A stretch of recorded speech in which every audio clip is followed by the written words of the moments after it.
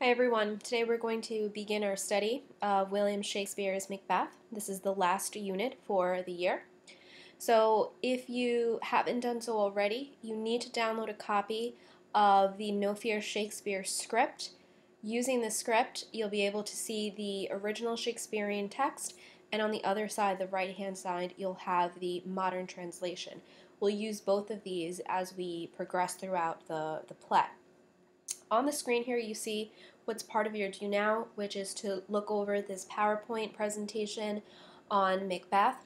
This PowerPoint gives you important information as to the historical context of Macbeth, and then as we read you'll be able to see how William Shakespeare pulled things that actually happened as well as the interest of the king to create this tragedy.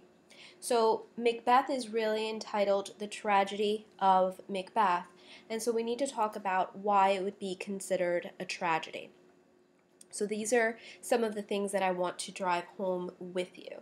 As we read Macbeth, we'll talk about the real Macbeth, again, the historical context, and especially the idea behind witches and witchcraft.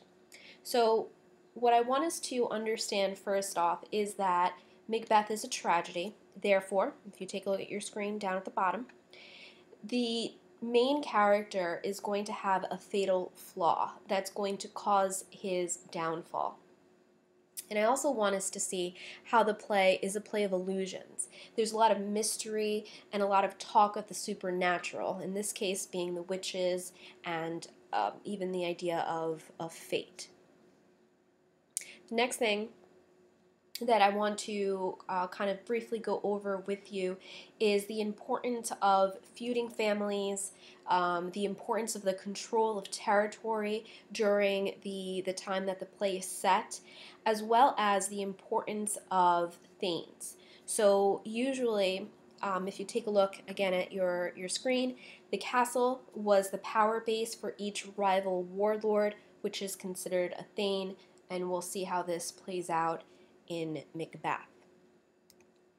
So the real Macbeth was born in 1005. He was the son of a ruling family. His father was murdered, and Macbeth went on to marry the granddaughter of the High King of Scotland.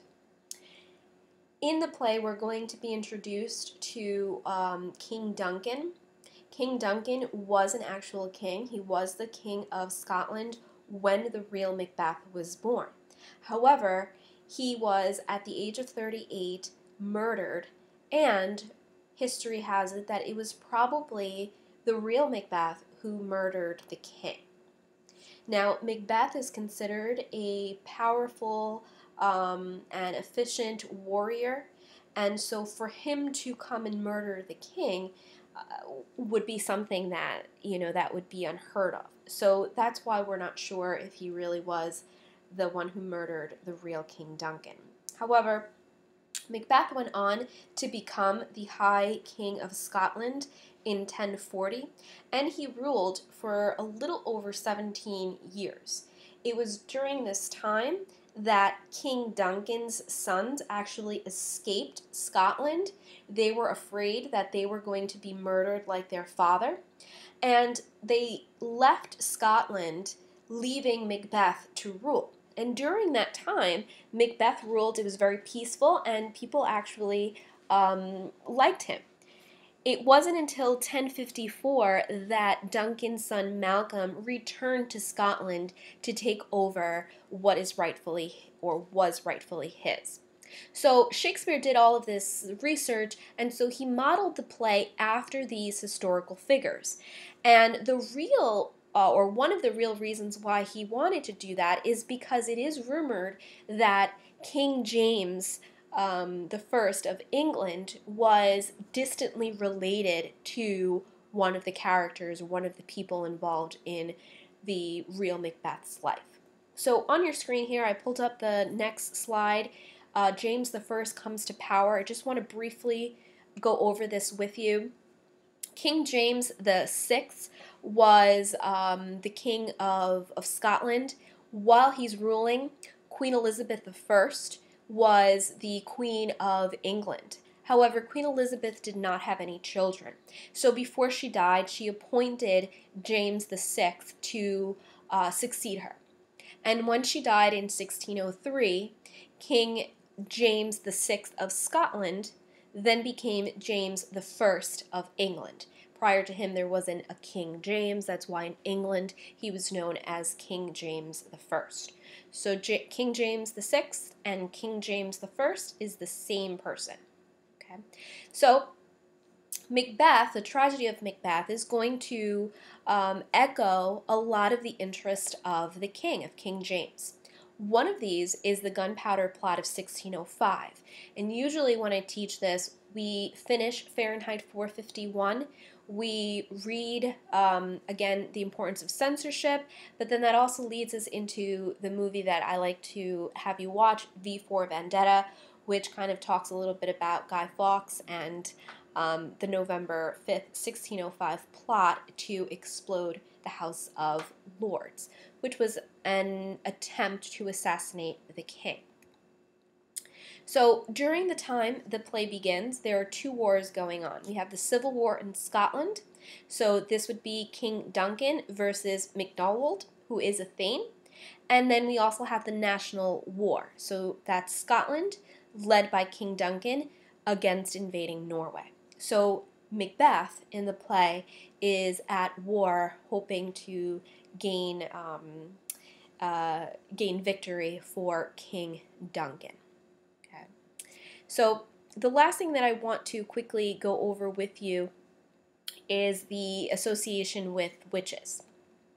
So King James was fascinated with witchcraft, and therefore, in order for William Shakespeare to create something that the king would like and appreciate, he decided to add all of these elements to the play. So one of them being witchcraft, and the other being the character of, or the story behind Banquo, who again was a descendant of King James.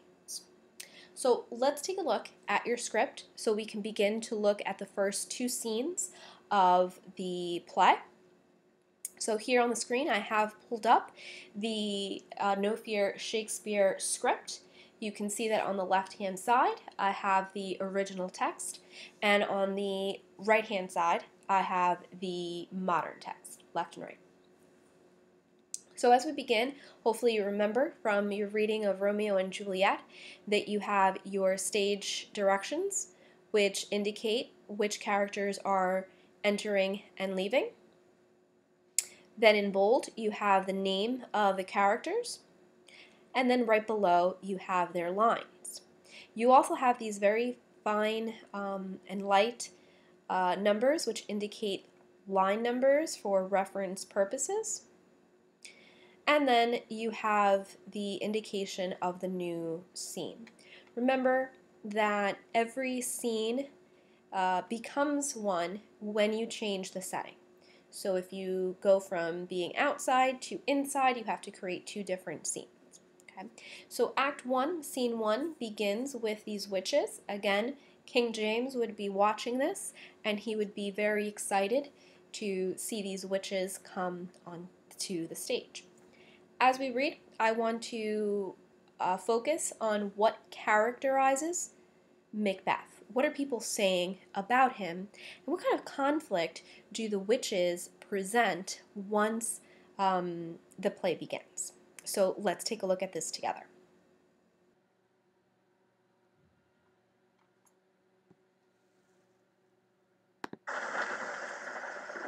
When shall we three meet again? In thunder, lightning, or in rain? When the hurly-burly's done, when the battle's lost and won.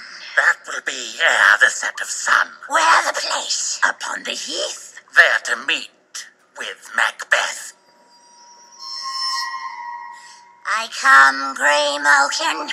Haddock calls. Anon. Fair is foul, and foul is fair. Hover through the fog and filthy air. Okay, so I'm going to stop here to just discuss this opening scene of Macbeth, a very important scene. We're introduced to our witches. These witches are going to show up at very important times throughout the play. So there are three witches, and they come in and they're asking each other, when is it that we are all three going to meet up again? Will it be in thunder, in lightning, or in rain?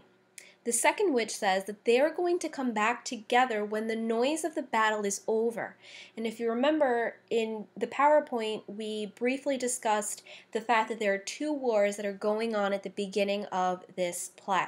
So the witch says, we're going to meet when the battle is finally over, the war is over, when one side has won and the other side has lost. The third witch says that that will happen before sunset, and the second witch says that they're going to be able to meet, all three of them again, in an open field. That is where they're going to meet Macbeth. And they begin to call on these spirits, these things called familiars. And for the sake of this play, they're just animals that are associated with each of the witches. One of them is a cat, and the other one is a toad. So the first witch goes and she calls her cat, and the second witch calls her toad. The third witch says to her spirit, I'll be right there. So whatever animal or familiar is associated with the third witch, we haven't seen that yet. Then they all leave with this spell that they like to chant. Fair is foul and foul is fair. Let's fly away through the fog and filthy air. So we're going to listen to that a lot throughout the play. And that would begin the play, and the scene would end with the disappearance of the witches. The next scene begins in a different part. And if you notice here in the text stage directions, they tell us that the soldiers are fighting off stage. We have the king and King Duncan, who enters with his sons Malcolm and Donalbain. Lennox and a number of other attendants also enter, and they meet a wounded and bloody captain. So this is the conversation that is going to ensue between the king, his sons, and the captain who has been fighting. We'll take a look at the original text. What bloody man is that? He can report, as seemeth by his plight, of the revolt, the newest state. This is the sergeant, who, like a good and hardy soldier, fought against my captivity. Hail, brave friend! Say to the king the knowledge of the broil, as thou didst leave it. Doubtful it stood, as two spent swimmers that do cling together and choke their art. The merciless MacDonald, worthy to be a rebel, for to that the multiplying villainies of nature do swarm upon him from the western isles, of kerns and gallowglasses is supplied, and fortune, on his damned quarrel smiling, showed like a rebel's whore. Yeah, but all's too weak. For brave Macbeth, well he deserves that name, disdaining fortune, with his brandished steel, which smoked with bloody execution, like valor's minion, carved out his passage till he faced the slave, which ne'er shook hands, nor bade farewell to him, till he unseamed him from the nave to the chops, and fixed his head upon our battlements. Oh, valiant cousin, worthy gentleman! So this is the recounting of what has happened. Now, I told you in the beginning of the lesson that I want us to focus on the characterization of Macbeth. What do people say about him? So let's go back. I'm just going to bring this back one page so we can look at the modern translation of the captain. The captain tells the king, he's reporting to him. He says, for a while you couldn't tell who would win. The armies were like two exhausted swimmers clinging to each other and struggling in the water, unable to move. The villainous rebel MacDonald was supported by foot soldiers and horsemen from Ireland and the Hebrides. And Lady Luck was with him. So the captain is saying it looked like our rival had a lot of luck while he was fighting in this battle. So smiling cruelly at his enemies as if she were his whore. But luck and MacDonald together weren't strong enough. Brave Macbeth, laughing at luck, chopped his way through to MacDonald, who didn't even have time to say goodbye or shake hands before Macbeth split him open from his navel to his jawbone and struck his head on our castle walls. So if you were the king, this would be the report that you're getting. They're saying that their enemy was having a lot of luck, but luck wasn't enough to keep Macbeth from fighting and beating MacDonald. So much so that he took him very quickly, and it says that he split him open from his belly button to his jawbone, and he stuck his head on the castle walls. So he brought back the man's head as proof that he was killed. And then the king is very much happy with this. He says, "My brave relative, what a worthy man." So the king is pleased with what Macbeth has done. So let's continue on and listen to the other account that the captain has for the king. Whence the sun gins his reflection, shipwracking storms and direful thunders break. So from that spring whence comfort seemed to come, discomfort swells. Ah, mark, King of Scotland, mark!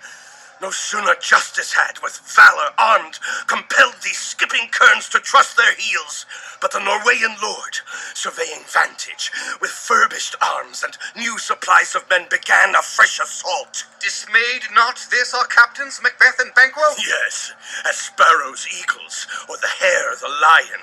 If I say sooth, I must report they were as cannons, overcharged with double cracks, so they doubly redoubled strokes upon the foe, except they meant to bathe in reeking wounds or memorize another Golgotha.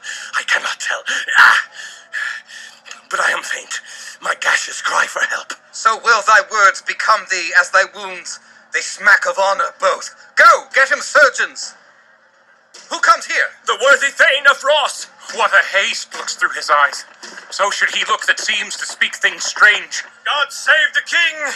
Whence camest thou, worthy Thane? From Fife, great king, where the Norwegian banners flout the sky and fan our people cold.